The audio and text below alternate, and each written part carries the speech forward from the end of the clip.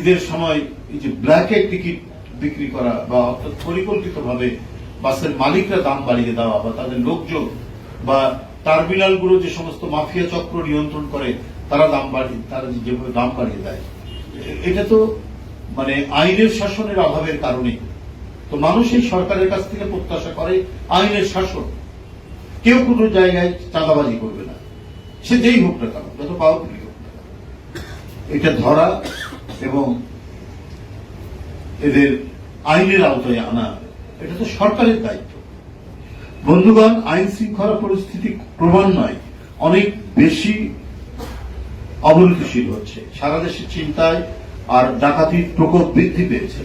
ডাকাতি, ছিনতাই, দস্যুতা ও অপহরণের মতো ঘটনা ব্যাপকভাবে বেড়েছে। গত 2024 সালের আগস্ট মাস থেকে চলতি বছরের মার্চ মাস পর্যন্ত প্রায় 14,000 অপরাধ সংঘটিত হয়েছে। গত 5ই আগস্টের পর থেকে অপরাধ দমনে পুলিশি তৎপরতা অত্যন্ত শিথিল।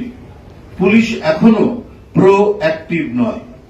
মানুষ বলে শেখ হাসিনার আমলে গায়েবী মামলা হতো আর এখন গায়েবী আসামি হচ্ছে। এটা প্রায় মানুষ মানে একটা কথা হিসেবে, মানে ফানি কথা হিসেবে বললেও তো এটা অত্যন্ত সত্য।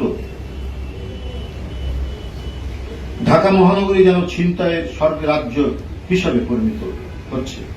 ঢাকার মোহাম্মদপুর ও মিরপুর যেন ছিনতাইকারীদের অভয়ারণ্য।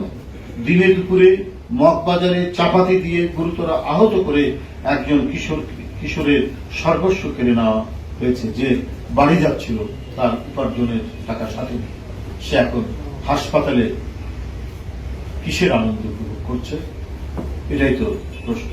আশপাশের মহাসড়কগুলোতে চাঞ্চল্যকর ডাকাতির সংবাদ পাওয়া যাচ্ছে। এদিকে মব ভায়োলেন্সের মাত্রা কোনোভাবেই কমছে না। সংবাদপত্রের তথ্য অনুযায়ী ফ্যাসিবাদের শেষ বছরের তুলনায় অপরাধ বেড়েছে 6.16%।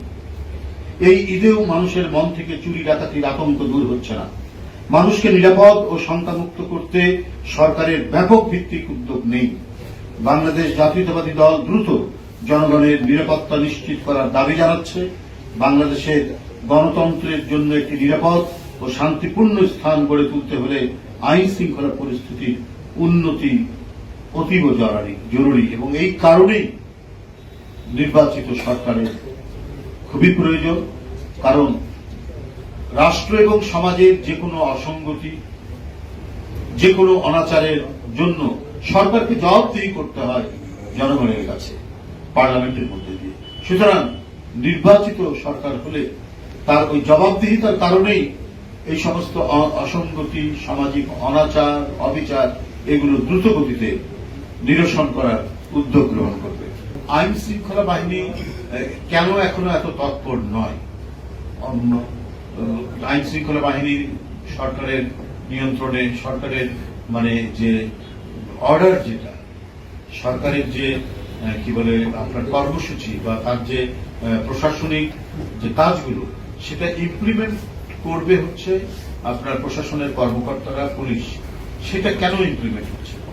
কেন আপনার এই যানজট হচ্ছে? রোজার মাসে তো মোটামুটি আমরা দেখেছি অতটা যানজট হয়নি, মোটামুটি নির্বিঘ্নে মানুষ যাতায়াত করেছে। এইবারে রোজার ঈদে তো এইবারে কেন এটা তৈরি? তাহলে নিশ্চয়ই যদি কোথাও মানে কোনো লুপহোল থাকে, তাহলে সেটা তো আইডেন্টিফাই করে সেখানে ব্যবস্থা নেওয়ার দায়িত্ব তো সরকারের।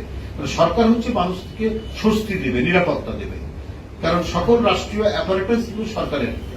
সুতরাং যে কোথায় যানজট হতে পারে, কোথায় বোটলনেক হতে পারে, এটা তো হচ্ছে সরকার দেখবে এবং সরকার দেখে আগে থেকেই সেই ব্যবস্থাগুলো নিলে আজকে এই দুর্ভোগগুলো হতো না।